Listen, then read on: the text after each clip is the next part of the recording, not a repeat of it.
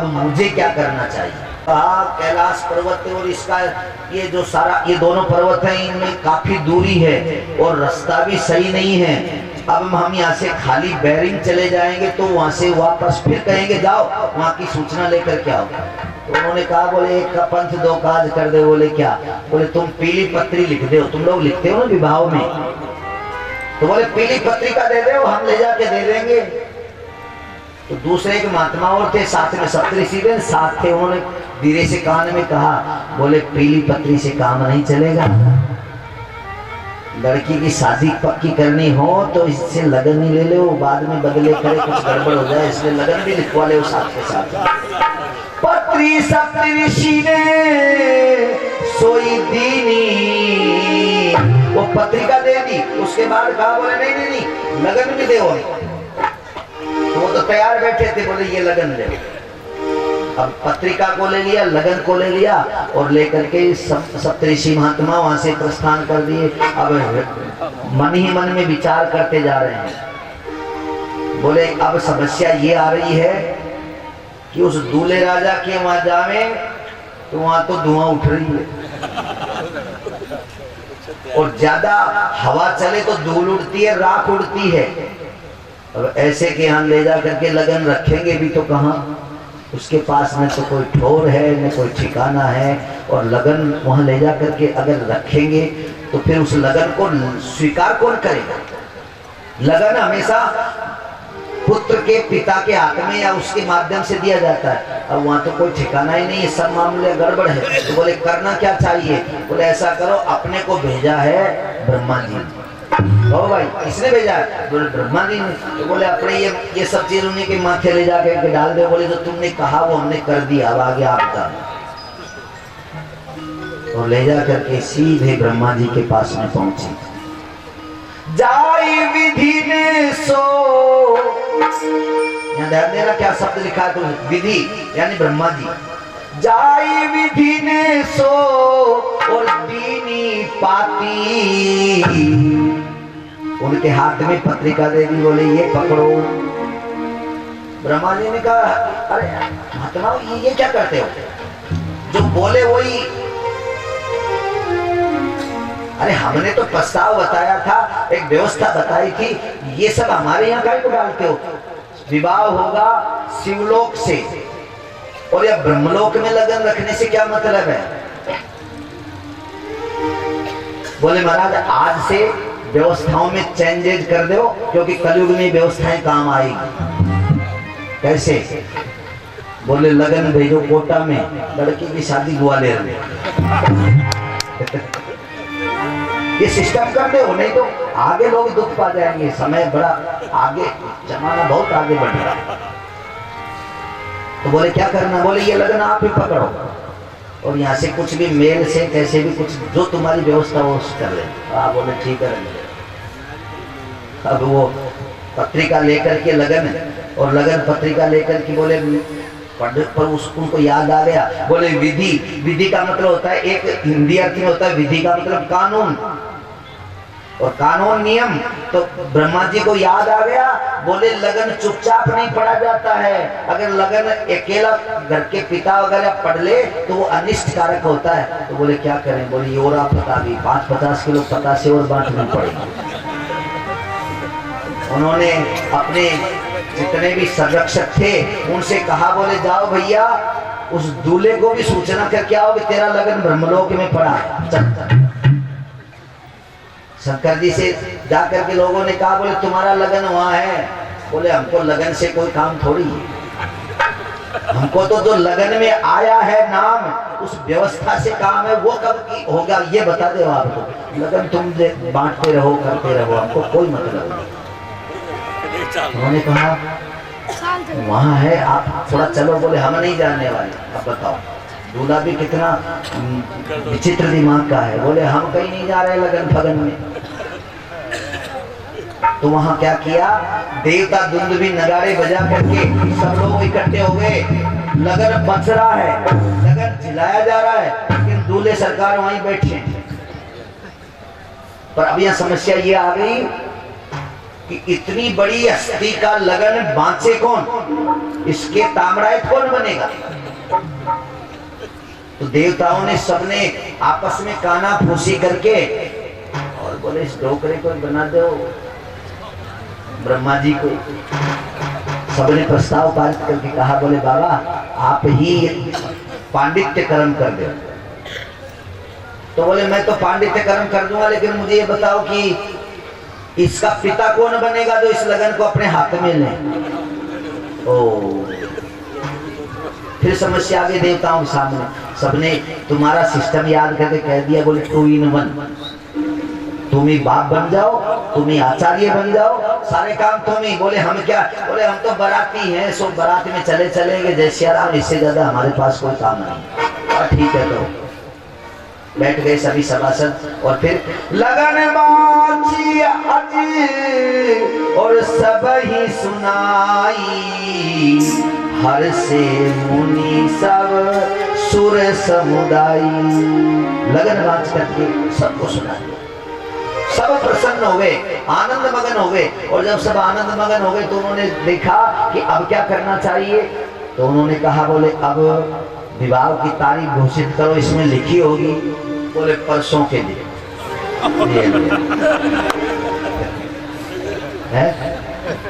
परसों के दिन शादी होने वाली है। तो बोले परसों के दिन जो शादी होगी तो उसकी तैयारी की व्यवस्था क्या? अब बोले तुम जैसा करना चाहो वैसा करो। चटमगनी 36 घंटे नहीं, 72 घंटे, इतना तो गैप है। अब शाम को लगन बांचा जा रहा है। सब देवताओं को घोषणा कर दी, 33 करोड़ देवताओं को बोले सबको बारात में चलना। अब सब देवता रात्रि को जाकर के, अब आजकल तो खैर बारात का शौक नहीं है, 40-50 वर्ष पहले सुना करते थे, बुजुर्ग लोग कहते बारात का ऐसा शौक चढ़ता कि 2-2, 3-3 दिन पहले ही बस कपड़े वपड़े धुल रहे हैं, प्रेसें हो रही है, प्रेस नहीं हो तो जैसा भी व्यवस्था है, और घर के खेत के काम सब समेट करके और सब लोग बिल्कुल टके बैठे रहते थे कब बारात की सूचना आवे, कब चले। आजकल इतना वो नहीं है। और पहले तो क्या होता था कि बारातें दूर जाती थी, साधन इतने नहीं थे, तो सब लोग उस बस की इंतजार करते, बस में बैठ करके जाते। तो आजकल तो सबके साथ साधन है, तो कहते हाँ चलो चलो आ जाएंगे हम लोग। अब यहाँ क्या हो रहा है? यहाँ आज जैसी व्यवस्था उनके पास थी, देवताओं सबके पास विमान है, और रात्रि तो जैसे तैसे उन्होंने निकाल ली।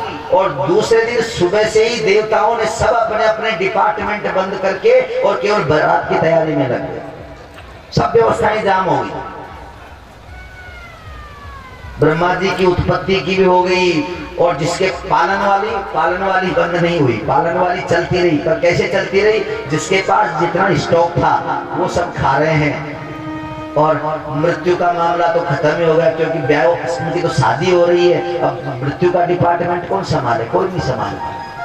तैयारी करने लगे, और सारे के सारे देवता मिलकर के और बड़े प्रेम से अपने अपने विमानों को बाहर निकाल करके ला रहे हैं, और उनको अपने नौकर चाकरों से, पार्षदों से उन विमानों को बिल्कुल शुद्ध करवा रहे हैं। ये कथा जो है ना, कुछ मानस से मिलती हुई, बाकी पार्वती मंगल का विषय चल रहा है।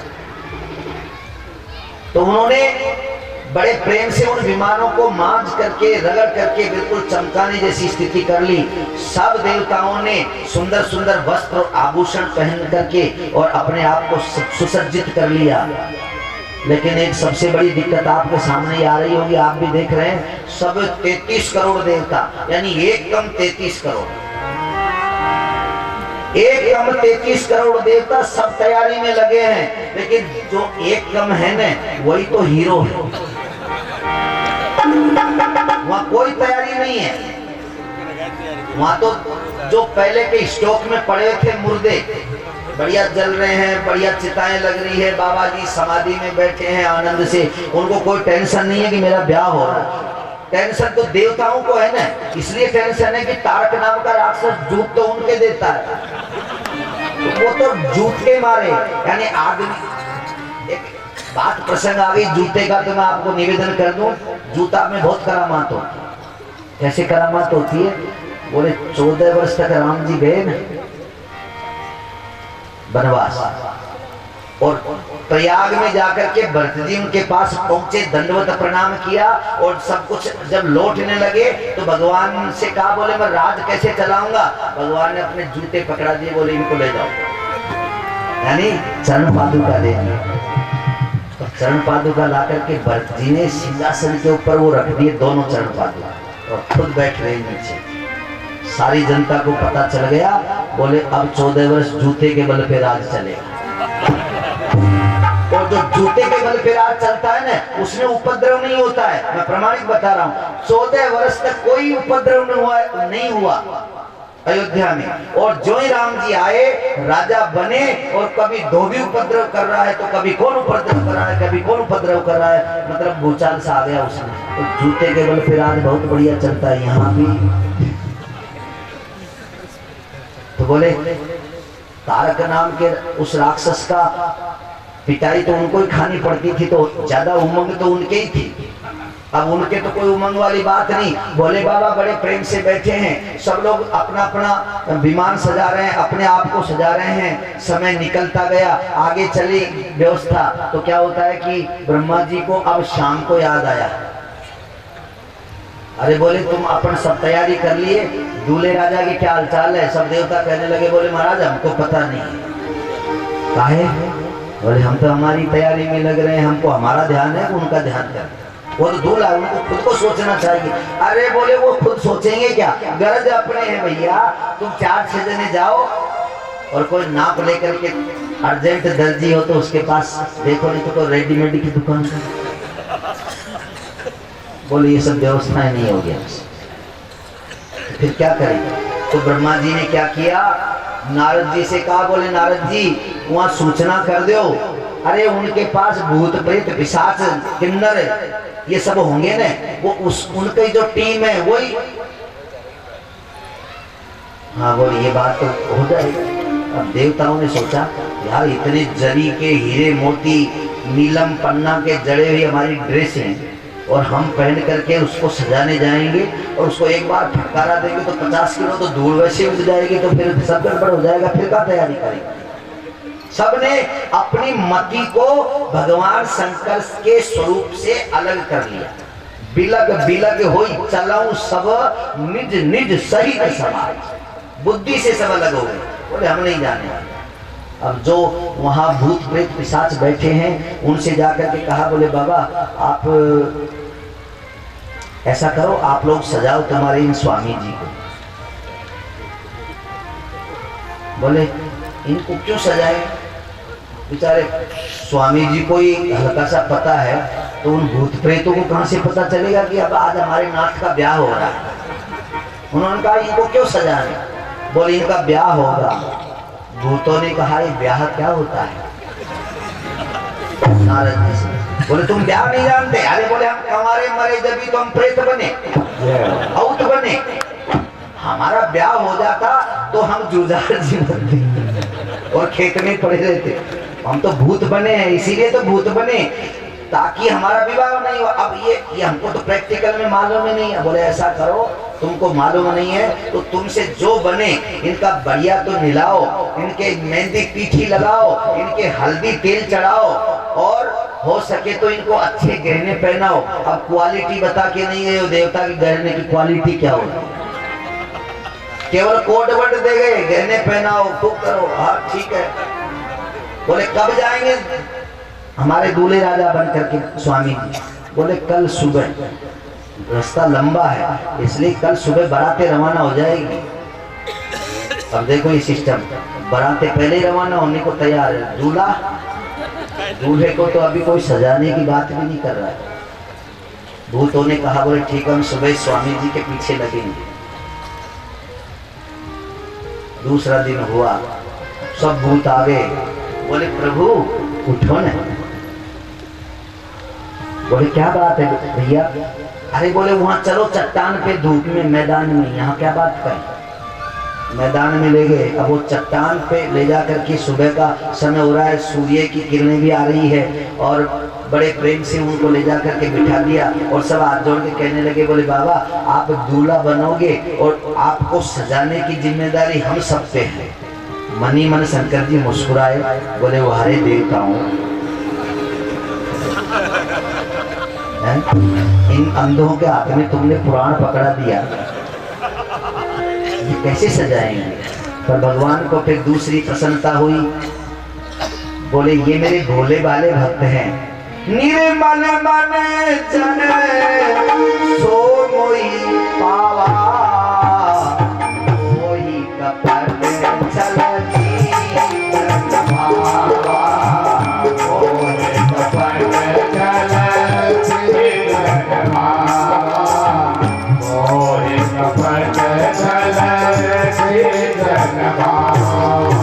मेरे को छल कपट छिद्र ये सब अच्छा नहीं लगता है, ये कैसा भी सजाएंगे मुझे स्वीकार है। बोले महाराज हम तैयारी करें, बारात निकलने वाली है जल्दी से।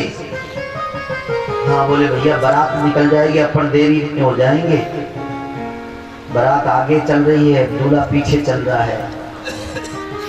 बोले आओ इधर आ जाओ। उन्होंने हमसे कहा था कि मेहंदी पीठी लगा दी। महाराज अब हम नहीं जानते, हमने तो जीवन में तुम्हारे यहाँ राख के अलावा कुछ नहीं देखा। तो बोले क्या करोगे? बोले तुम अब बोलो मत। दूल्हा जो बनता है, श्रृंगार करने वाले जब श्रृंगार करते हैं, मेकअप करते हैं, उस समय दूल्हा बोलता नहीं, बस चुपचाप खड़ा रहता है, जैसे बिल्कुल सुशील है बेचारा, कभी जीवन में बोला ही नहीं। ये हालत तुम लोग भी देख लेना, तुम्हारे घर में जो दूल्हा बनेगा ना, उसको कहोगे टांग उठा, वो झट उठा लेगा जैसे कोई सिखाया हुआ बंदर है। और उसके दोस्त लोग लेकर के वो बूट और उसके पग में फंसाएंगे जैसे बेचारा कभी पहनना ही नहीं जाता। तो बोले ये नियम है दूल्हे के, चुपचाप आ जाओ इधर। बुलाया और बोले अभी चट्टान पे उल्टे लेट जाओ। शंकर जी ने कहा अरे मेहंदी पीठी कर रहे हो तुम, के उल्टा लेट जाओ, क्या करोगे? बोलो मत। और वहां गए, मसान में 2-4 भूत और जो मुर्दा ताजा जला था, पुरानी राख पड़ी थी, एक ने कहा यही ले चला रहे, बोले ताजा बिल्कुल फ्रेश। अब भैया वो राख लेकर के आए तो ऐसी जल थी राख, धुआं उठ रही, हाथ भी जल रहे उनके, और ला करके शंकर जी की पीठ उल्टा पटक रखा, शंकर जी की पीठ पे दम से उस राख को पटक दी जलती। शंकर जी कहने लगे ये क्या कर दिया आपने? बोलो मत, बोलोगे तो गड़बड़ हो जाएगा महाराज। दूल्हा बना रहे, दूल्हा बनने में वो साधारण बात थोड़ी बड़ी कष्ट पड़ता है। अब वो गरम राख तो अलग और 50 भूत लगे, तो हाथों का गिस्सा दिया तो चमड़ी लाल हो गई एकदम से। वो कहने लगे कि मुझे पता होता कि ऐसे दूल्हा बना जाता है तो भैया कुंवारे ही रह जाते, क्या करना ही नहीं। बोले महाराज हम हाथ जोड़ के विनती करते हैं, आप बोलो मत। वो तो धुन में सब लग गए, 4-6 भूतों होता। बोले इनका ये जो है उबटन का काम हम कर रहे हैं, तुम ऐसा करो गहने कपड़े लेकर के आओ फटाफट। 2-4 भूत गए, 2-4 भूत जंगलों में जाकर के और गहने इकट्ठे कर लाए, कपड़े ले आए, लगे संवारन सकल सुर वाहन विविध प्रकार।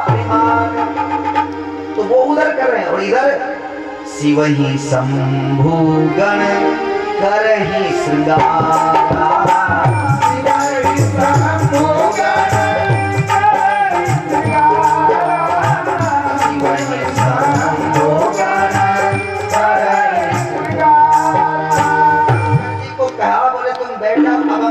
करें तो 4-6 थैली भर करके गहनों के ले आए। बोले अब क्या करना चाहिए? बोले अब इनका श्रृंगार शुरू करो।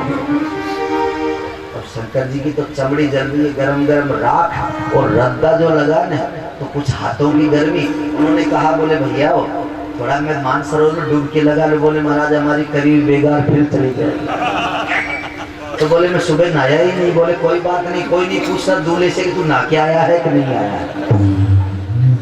केवल दूल्हा वही राजा रहता है। अच्छा भैया, बोले भक्त कुछ भी करें परमात्मा सब सहन करता है। उन्होंने भूतों ने उठा करके बोले अच्छा महाराज अब हम आपको गहना पहना रहे हैं। और उसमें हाथ डाला, अरे राम राम, क्या फड़फड़ाता हुआ एक बिच्छू निकाला। शंकर जी ने कहा बोले ये क्या है? बोले बोलो मत, ये नई तरह के टॉपिक्स बने। तो बोले ये तो बिच्छू है महाराज, आप दूल्हा बनोगे, इसका अपमान मत करो। 4-6 भूतों ने गर्दन पकड़ ली शंकर जी की, 2 ने कान खींचा और कान पकड़ करके वो बिच्छू का डंक है वो शंकर जी के कान में। शंकर जी उछले एक बार था, बोले महाराज अभी तो एक बाकी और है। उन्होंने कहा भैया मुझे नहीं बनना। दूसरा बिच्छू लिया,